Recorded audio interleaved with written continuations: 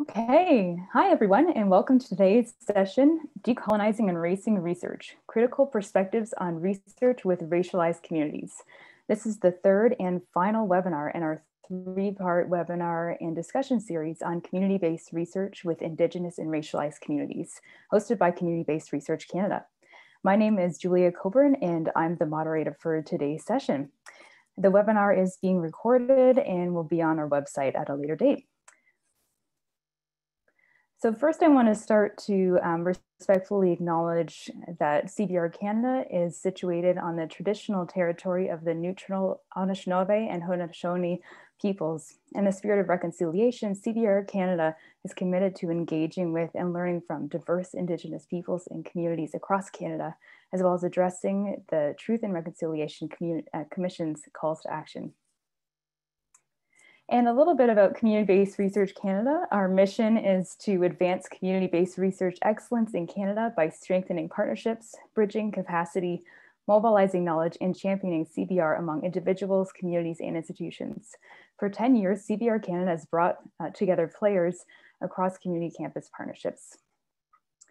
And throughout the whole webinar, we love to hear from you, so please share your comments and questions in the chat box, and we'll take them up in the last 10 to 15 minutes of the presentation. So without further ado, I'd like to introduce today's wonderful speaker, Dr. Rhonda Hackett. Rhonda is an assistant professor at the University of Victoria. Her scholarship is focused on advancing an understanding of the lived experiences and knowledge of African Caribbean peoples living in the lands currently known as Canada, including matters of family and community well-being. An African and Caribbean social work scholar, Dr. Hackett's work is informed by extensive social work practice experience and a decolonizing theoretical lens, woven from the offerings of a critical race theory, Black feminist thought, and an Indigenous thought. Her publications can be found in the Southern Journal of Canadian Studies, Aphilia, Journal of Women in Social Work and Intersectionalities, and International Journal of Social Work Analysis, Research, Polity, and Practice. So I'll let you take it from here, Rhonda. Welcome. Thank you, Julia. What a lovely introduction. I very much appreciate the opportunity to do this webinar. Thank you for inviting me. I'll say greetings. I'm a little nervous, so I'll just take a few breaths in and begin in my introduction. I am coming to you from the traditional territories of the Lekwungen peoples, known today as the Songhees and Esquimalt nations, and the Wasanich peoples, whose historical relationship to the land continues today.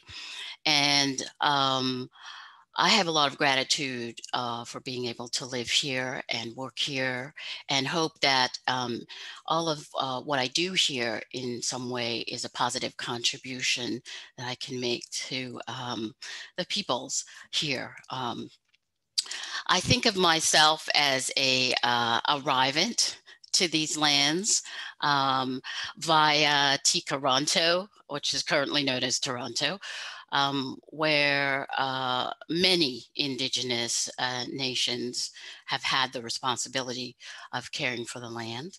And I want to acknowledge the ongoing presence of Indigenous peoples and caretakers of those territories, including the Mississaugas of the Credit, the Haudenosaunee, the Huron-Wendat, the Chippewa, and the Anishinaabe. And I really have to say that I am, in my own way, at the beginning of my learning, and I hope to be continuing to learn more and more about the Indigenous peoples of Turtle Island. And so this is me in the experience of learning and taking up decolonization from as many ways as I can embrace and truly come to. I think that I shown you this picture out here in Lekwungen territory, otherwise known as Victoria, where I am, to really not just show the beauty of it, but to recognize that I am a visitor here. And I am, when I say that I'm an arrivant, I'm really sort of troubling the idea of the settler as only white. And, but I too am in this settler stance, but I am troubling that, at taking up the reality of that I have lived through, and my relations have lived through, in terms of histories of enslavement and histories that have often been ignored or erased. In the next slide, you will see a picture of Trinidad and Tobago, which is also important to me because that's where I was born, and it's a place in the Caribbean. I'm sure that many of you are familiar with it, and if you're not, again, the beauty of it shows up on the beaches. And I thought about what picture to put up in terms of, you know, a decolonizing framework, and not to go with just the tourism of it all, or the idea that it's only beaches and only beautiful. But it is also a place where I have very positive memories as a child, and from where I migrated. And I want to say it, I want to put it up here because this is also part of, writing myself into the story as an African Caribbean person migrating here to this nation. And I only have a beginning knowledge about who I am and how I've come to be where I am now. And I think that's an important thing to say in terms of my positionality and how I come to this knowledge. I want to also acknowledge my ancestral lands in my ancestral language, before it was interrupted by the inhumanity of enslavement and colonialism. But unfortunately, I cannot do that because that knowledge is yet to be reawakened. And so my perspective is very much filtered by the reality of being from stolen people on stolen lands. And I think that I begin all of my classes in this way of recognizing that, we are bringing more than just the identities that we talk about. Like I'm also cisgender. I'm also identifying as a lesbian. I'm also identifying as a parent. All of these other ways that we identify are complex, and I think it matters to have a sense of who I am and how I come to this knowledge. So for me, African descendancy, as I've currently learned to use that word, I often say people of African descent, is part of my history as much as any other connections that I have to the Caribbean and to indigeneity in the Caribbean. So I feel like that is an important way for me to begin the conversation. And on the next slide, you'll see my my friend, the owl here, with a curious look about intentions. How do we come to understand what this exploration around racing and decolonizing research is? And one of the ways for me to speak to those intentions, and I'll try and slow myself down here because I feel like I'm speeding up, is to say that my journey to research really kind of started from my work with Dr. Gooden, who is currently the interim vice president of diversity, equity, and inclusion. the chair and associate professor in the Department of Pan-African Studies at Kansas State University in Kent, Ohio. And I've come to it as a community researcher outside of the academy. And I've transitioned over these many years to being inside the academy. But Dr. Gooding and I were exploring at that time migration and identity in the African Caribbean community in Toronto. We were ourselves insiders to this experience, but also outsiders.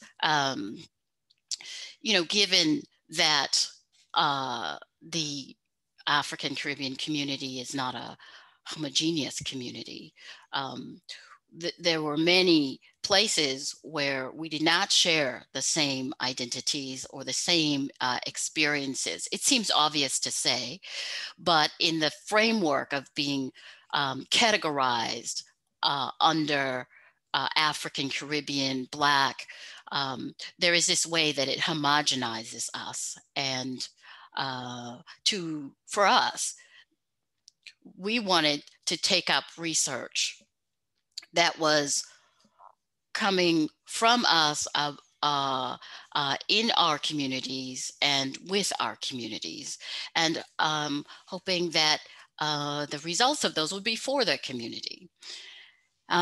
So it mattered to us, the articulation of those narratives, even if others were ignoring the presence of African Caribbean peoples in the nation and how we got here.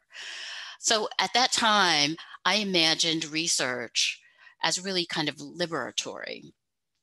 Knowledge to me was something that should help me to have some sense of freedom, have some sense of change. And so it's very interesting to me to come around to research again, community-based research. And at that time, it was very clear to me in the way that I started that I was being invited into the conversation, that it was necessary for us to be able to be the researchers and to come together and have these experiences of research as not harmful, but liberating. So writing myself into research, I mean, I started there, but in my journey in academia, I have had to write myself in again and again and again, because there is this way in which not only the topics of interest or my very being, African Caribbean or person of African descent, gets erased out of what research is seen to be or not to be.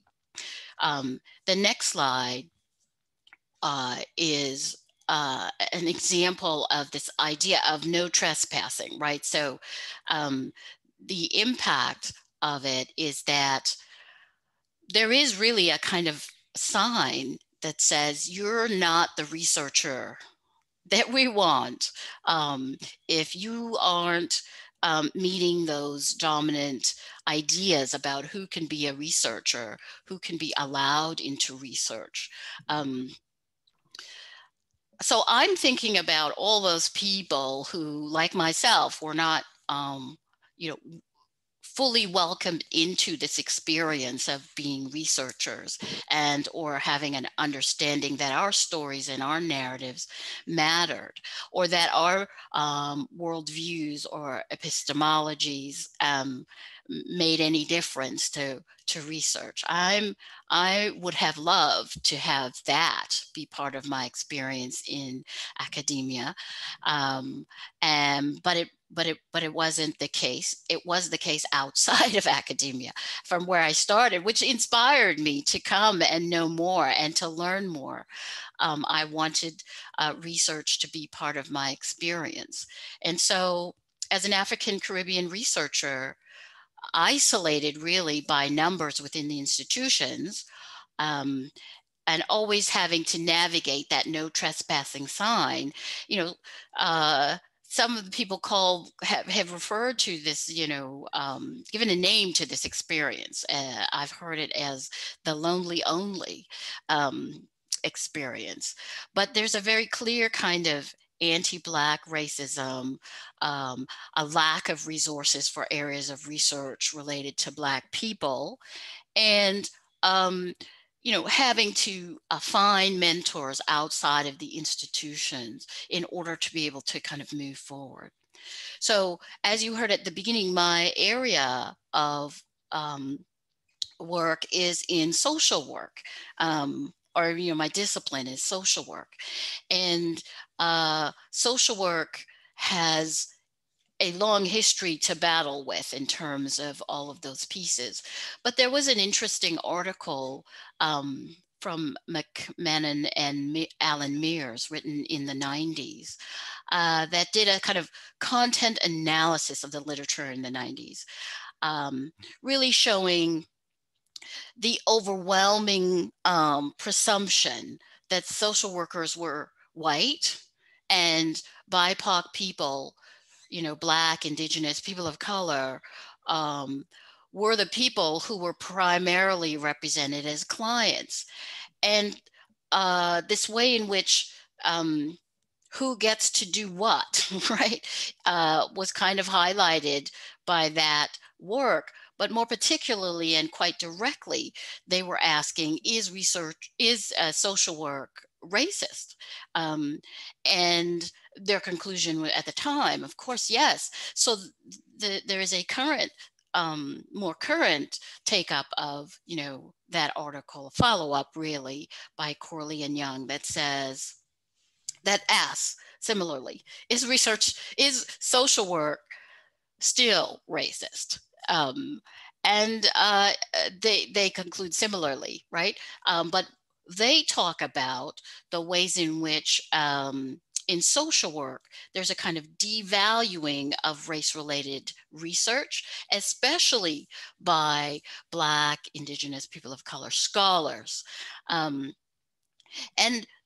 these pieces are really important because they also raise concerns about, how that happens. So how competitive funding sources, for example, are driving what topics, what issues, what kind of content comes forward in terms of what's being researched, and how that's contributing to a kind of segregation is the term that they use, segregation of knowledge in social work research. So by no means has this gone away.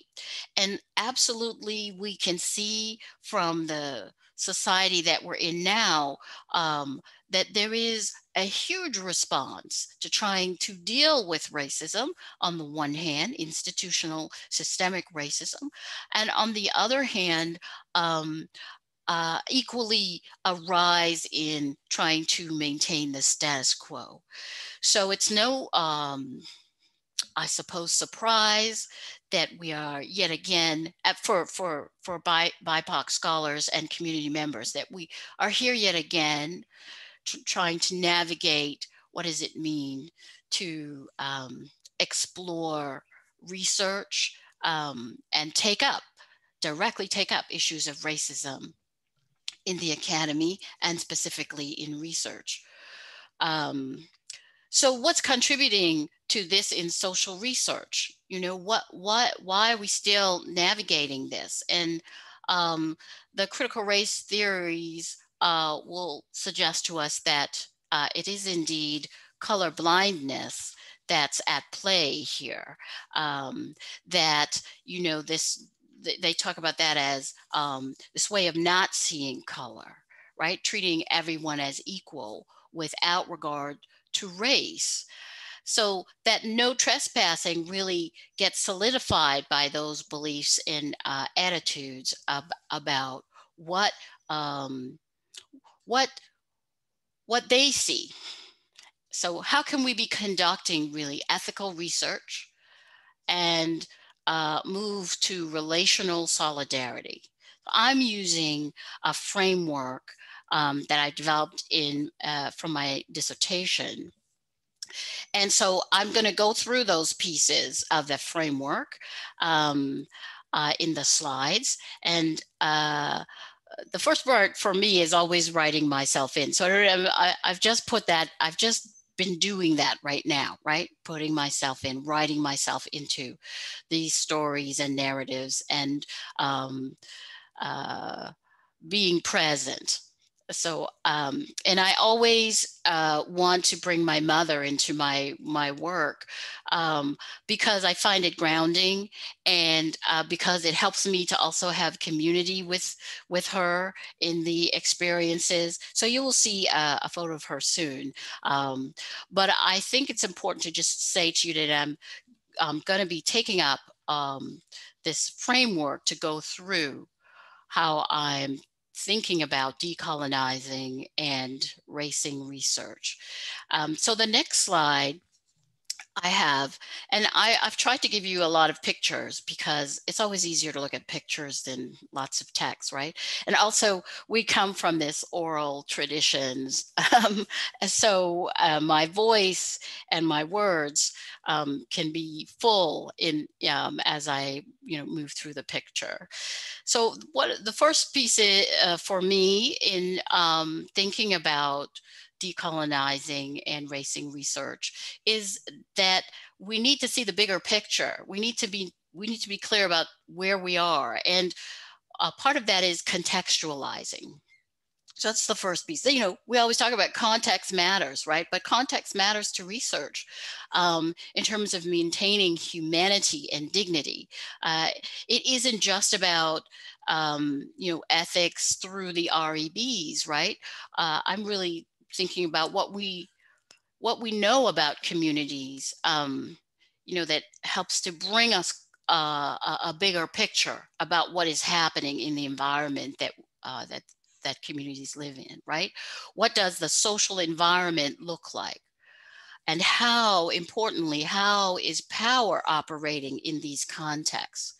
These questions, to me, are ethical questions in terms of conducting meaningful research, and that it has to include race um, uh, to be meaningful and to take up context. Let's move to the next slide, which for me is connected, because if I think about the context, then it matters that I think about who was already here. And that leads to this component of historicizing. So here is the picture of, and you can't see them very well, but it's purposeful in that this is a picture of my mother and her sister, her late sister, on their lands in Trinidad, and a picture of a basket that an indigenous basket from Trinidad, from the indigenous peoples of Trinidad. And I'm laying them over because often my mother will reference indigeneity in our family from the Caribbean, but it's also not really spoken about. But it also matters in the context of, as my colleague, Dr. Allen would say, what are we standing on? What is happening in this place that we're trying to do the work? Whose histories are being told and whose histories are being erased? What are we in fact standing on? And there is, as I said earlier, this constant erasure of the presence of African Caribbean peoples and their lives, from who and what counts as important to know about. And more particularly, in growing up in the Caribbean, the dominant discourse that I think still prevails, but there is some inroads being made now about the erasure of indigenous peoples from the Caribbeans, that they were all slaughtered, that they're all gone, that they're not there anymore. And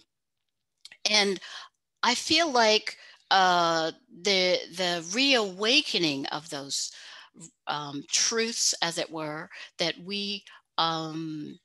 need to we need to make space in research that takes those up as legitimate, a kind of legitimate resurgence um, of the histories, because they're not just historical, right? These are continuing and ongoing. So these are some of the ways I feel that research has not, in fact, recognized the importance of the knowledge carried by African Caribbean peoples and indigenous peoples here on Turtle Island, but also there in the Caribbean. For me, this is an important piece of how we are navigating the questions of race and colonization. What can we learn from their experiences of migration, for example? Whose histories are we telling, and whose are being omitted? The Caribbean is a place of enslaved Africans, free Africans, indentured South Asians, Europeans. It's this place where many people from across the globe have had huge impacts and presence. And of course, much more than just those that I've mentioned. I think that, the ways in which systemic racism exists in society is also in research. Research is not going to get an exemption from managing racism. We have horrific examples of racism in research. Tuskegee is one that stands out, but the continuing racism around Henrietta Lacks's cells and the lack of consent. So to me, it wasn't just, oh well, you just need an ethics board to navigate that, but rather it's about how we perceive people of color, Black people and indigenous peoples, and whether or not we see them as the ones who we get to research upon, right? These are not light things. These ways of understanding research and historicizing matter. They make a huge difference in terms of what questions gets asked, right? If we get to really think about it, changing who gets to define the agenda to research, what happens when Black, Indigenous, people of color communities are the ones defining those research agendas. Well, we begin to absolutely have to account for the ongoing histories of enslavement economies, of colonization, that have been driving research, and that happens on or upon BIPOC communities. So that historicization or historicizing is, I think, a really significant piece of how we write ourselves back in and interrupt the idea that we are not the researchers, or that we don't have long histories of research, which leads, I think, nicely into the next slide, which is about the politicization. So here is a picture of a monument to Christopher Columbus in Sevilla. And you'll see that it has the 1492. It's a much bigger monument, but I just took the top of the monument, a kind of celebration of Christopher Columbus in Sevilla. And in that context, it's not that people wouldn't necessarily object, but it's possible to have this huge monument to someone that has been devastating, to say the least, of what his legacy has done. But what is unspoken and what happened before, you know, is a really also huge piece in terms of research pretending, I would say, to not have to deal with politics. We can address that research is in fact not neutral, right? And that the collection of data is not neutral, and that holding back on race-based data is political. And in fact, holding back on that data prevents BIPOC communities from being counted.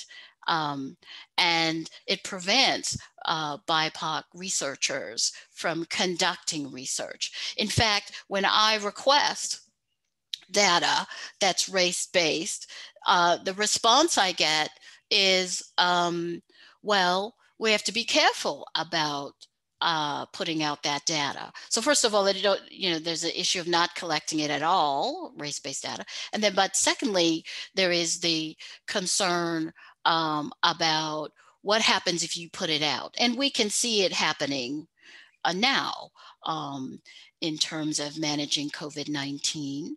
That way in which racism gets to, decide who gets the data, what kind of data is collected, what does it get used for, how does it get used in the society, which really lends itself to that question of what is the purpose of research? Is it to support the status quo, right? Or is it to continue the kind of epistemic violence of who is studied and who is the researcher, right? How do we decolonize research if we are not able to account for how power operates in research to support the status quo or to create transformational change, right? What happens when the purpose of research is changed?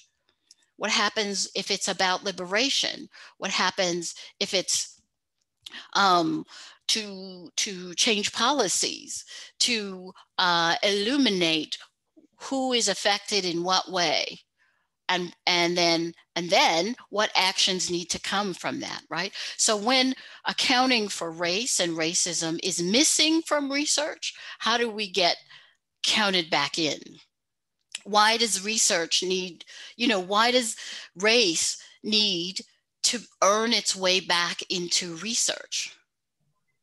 That's a real issue in terms of how qualitative research was done, in terms of, well, we're not going to account for race. Race has to earn its way back in.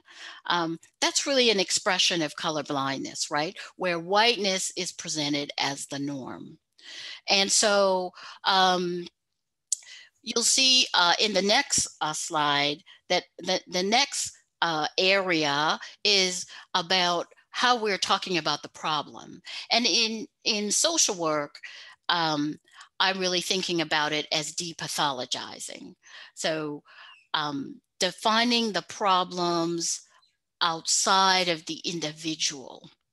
How do we move away from research that's grounded in studying the ways in which BIPOC communities are kind of positioned from a deficit orientation?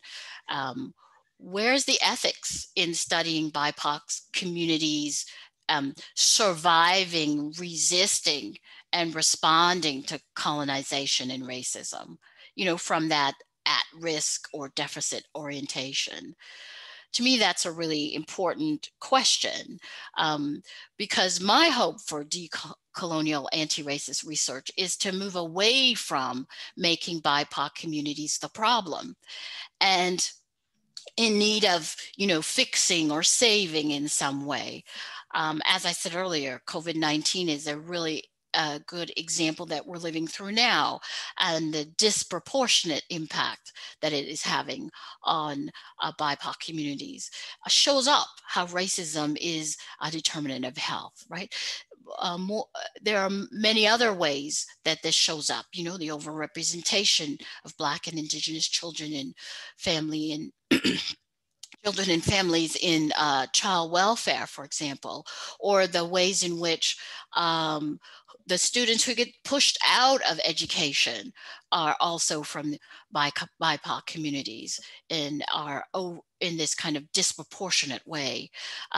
Criminal justice is also demonstrating institutionally this way that race is a factor. And so research can't be exempt from taking up race and taking up decolonizing. Research has a responsibility to bring about systemic change and to move away from seeing BIPOC communities as kind of requiring adjustment to oppression, right? Research actually can transform that. Hill Collins helps us to take up that kind of intersectional or intersectionality as a kind of critical social theory and a lens to address systems of domination, right? So it provides us with like a Black feminist thought about resistance in the everyday, from protesting to surviving microaggressions, right? Racism is really, when I say racism, I'm in agreement with other scholars who talk about it in terms of institutional, systemic racism. And when we talk about, individual racism, it's about a person being racist, right? You can have those ideas and ideologies that you're informing. So surviving at the individual level, these microaggressions is still about racism, but at the individual level. Then the last slide, if you get to the next slide, it takes us back to this notion of collectivizing. So if we're depathologizing and moving away from blaming individuals and communities for the disposition of navigating colonialism and racism, then a response to that is collectivizing. And Smith really helps us here when she asks us to think about who the research belongs to. What is the purpose of research? And who is conducting the research?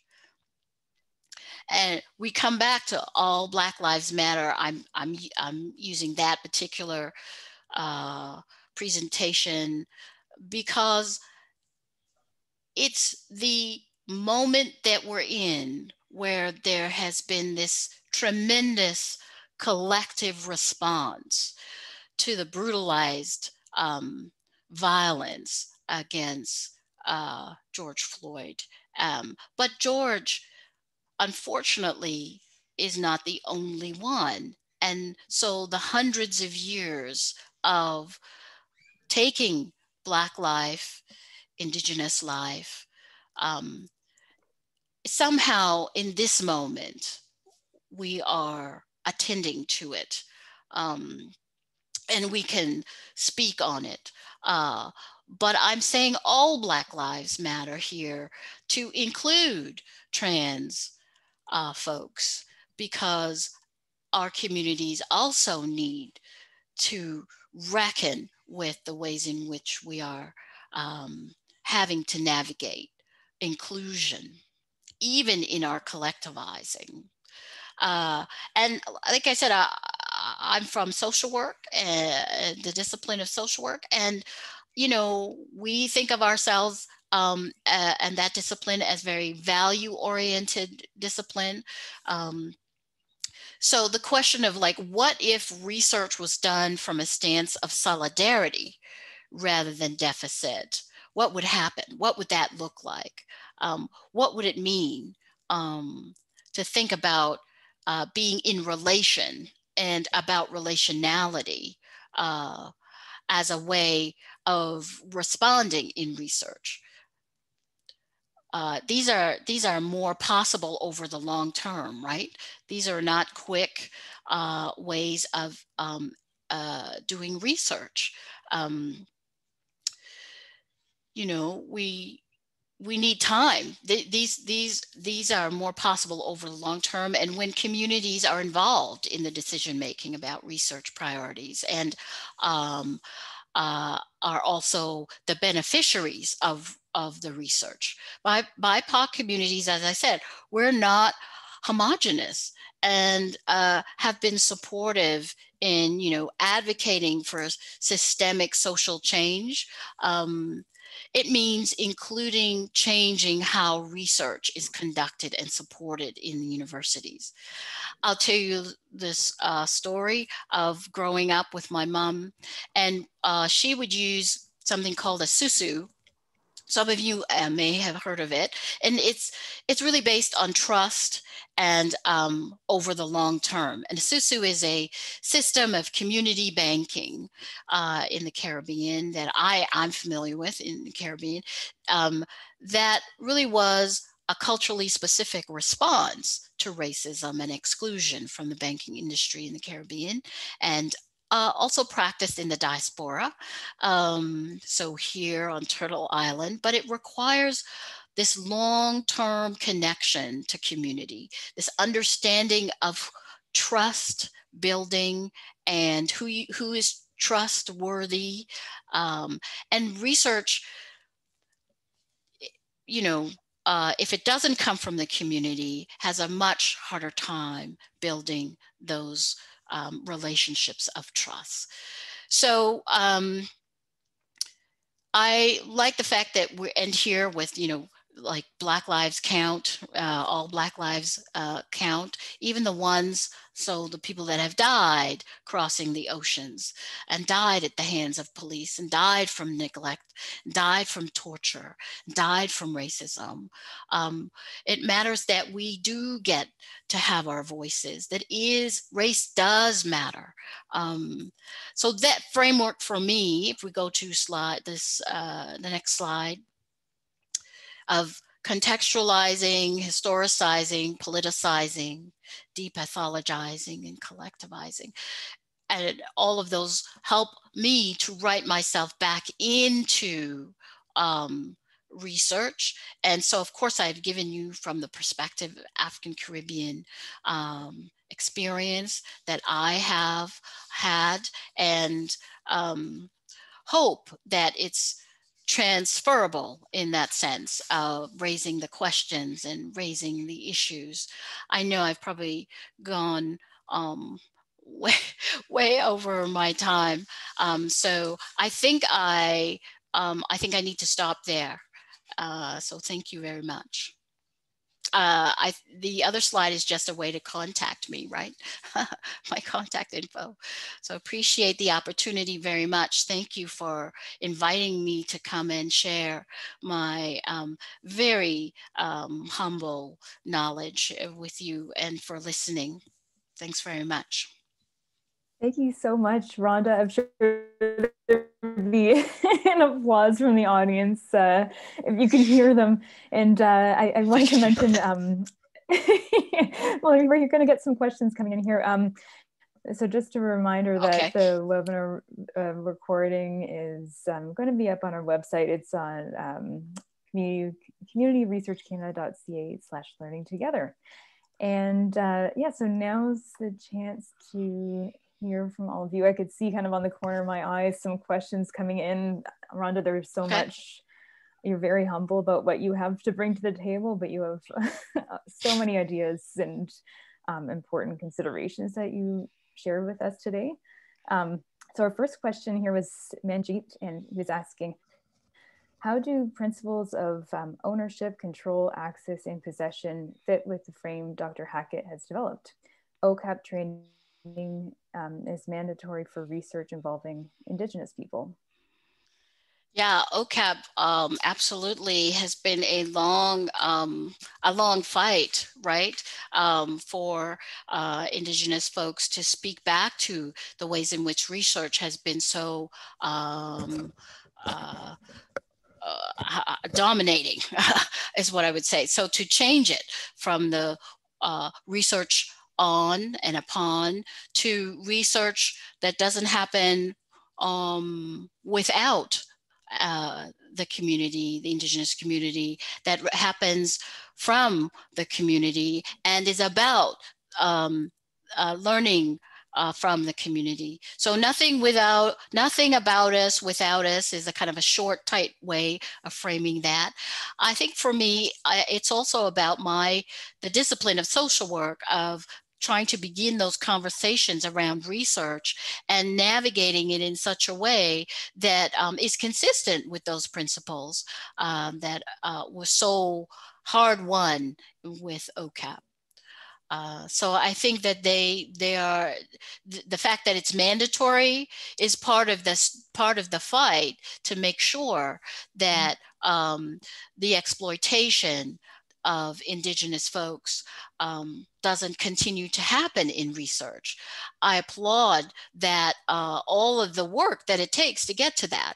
I think we can use that as absolutely the standard. Yeah, and I think it's clearly one very important step among many, many areas of needing a transformation in this. Another question we have from can I just Elaine. add a little bit more there? Yeah. I think that one of the things that it does is it challenges these ideas about, which point of view is legitimate, right? So that the epistemological grounding of how we think about research, or the fact that Indigenous folks have already got systems that are have worked before 1492, comes fast forward here, right? Of recognizing that a Western model of doing research is one model. It's not the only model. Sorry, and I think that's a really good point, and just the not saying like it doesn't exist and that's the worst thing, is what you're explaining is experiencing that just almost this erasure, like everybody's the same and let's just move on, but that's not the way that things are going to change. One question from Elaine was, I'm curious about what are some of the questions that you find yourself posing daily, weekly? I wonder, maybe, let's say as a researcher, just to focus that a little bit in. Well, for me, I'm always wondering how can the experience in the day-to-day be transformed for BIPOC communities. So as a researcher, I'm always thinking about what's the day-to-day how is that gonna be impacted by the research that I'm doing? That's one of the questions I ask all the time.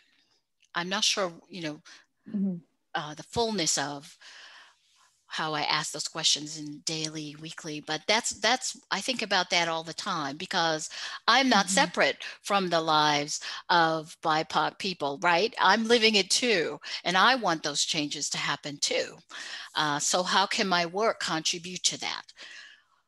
Is what I'm trying always to ask myself. Am I involved in work that's helpful in some way, or gonna make a difference in some way? I would want that. I think you posed a lot of really big, important questions throughout your presentation. And just one really fundamental one is just, what is research for? What is the purpose of research? And I think that really grounds moving forward with how you what questions do you ask, how Yes. you go about, uncovering that knowledge. I want to see if we have any more questions coming up. Please keep sending them. I have some of my own as well. I was kind of curious. Oh, I've got one here. I'll ask my own in a second. Okay. So Andreas is asking, so here in BC, we have been challenged by the absence of race-based health data within the regional health authorities, which hampers effective COVID-19 research.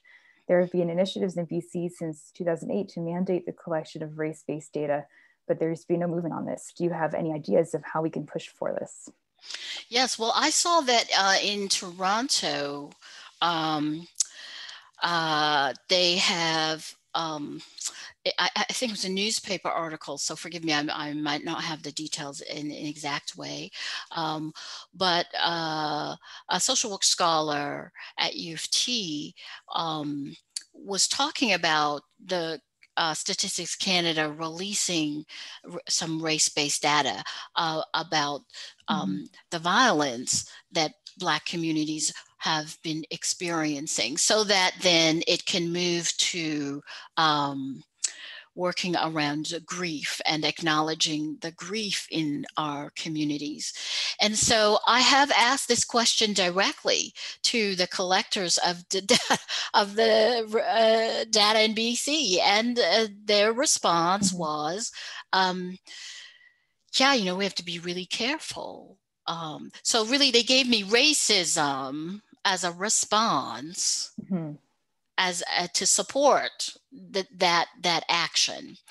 And I think the pressure that has come to be put upon them to release this data or to collect the data just has to be ongoing. I am asking that question myself. How can we get it? If I don't get it, I don't get to also do the research that I want to do. So I'm really hopeful that here in BC we will be able to pressure them. I'm happy to work with you, Andreas, to figure out how can we keep the pressure on, and what can we do, and how can we come to work in solidarity in terms of asking for that data or demanding that data, because it really does hinder us in being able to do the research. I will say that I will rely on what I think Angela Davis has said in many of public presentations that she's done, which is, when things get really tough or difficult, what you do is you build community. You do that collectivizing. And in Toronto, the work of trying to shift and change what gets the priority. I'm thinking of, Women's Health in Women's Hands as an agency where that happened, and of the executive director there. She's not there now, but she was, Nortisha Massaquoi, Dr. Massaquoi, who requested data, just tried to figure out another way to get to the data. So requested data from public health, and had those relationships where she could continue to, advocate for them to be released around HIV and its impact on African Caribbean women in particular, because they were noticing a change in the agency, but didn't have the data. And they got it from public health. So I think some of the ways is to think about other ways to get that data. It's somewhere, but also to pressure those larger agencies whose job, involves collecting that data. Sorry, I went on there. Yeah, I think, no, that's really, really helpful just to kind of navigate that huge piece. And I think that's interesting. On one hand, that an agency can think it's racist to release the data, but on the other hand, the communities are feeling the opposite. So it's just this not listening Yes. to each other kind of thing. And I think having just more people speak up collectively about it that represent communities could hopefully see that change, and hopefully you can connect after this. We have a couple more questions I think we can take. So one's from Janet. So many applied researchers trained in community-based research and community psychology find ourselves working in institutions and, I'm gonna have to scroll up, and not in community settings. Do you have suggestions or thoughts about ways to work within systems, for example, health and education from this perspective? So I guess going back into how do you kind of go from that academy back into community and kind of ground yourself into that? Yeah, I find it's a really interesting question because it makes me think about, like I started off saying, I came to research because of my interest in, change, and doing it from a community based, really a community based platform, if you will. And so I kind of get how hard it is to move across it. But what I did get and what I spoke of was the mentoring from Dr. Gooden, was that her way of working with me in community wasn't connected to all of the ways that you get elevated in the university. She really just had to take the time. It just took longer. Everything took longer for us to do because it wasn't supported. But the commitment that she had to mentoring and actually doing community work, she saw research really as from an activist point of view, and that the priority wasn't what was going to come from the university, but what was going to come from being in good relations in the community. So I think that sometimes, for me especially, I think about it because sometimes communities, are like, yeah, we're exhausted. We don't really, that's not our priority. We don't want to do that. So we have to take the responsibility to go to community, and to offer that kind of holding of space to hear what is it that's actually important, and how then do we advocate for that within our systems and institutions that are really not about that change.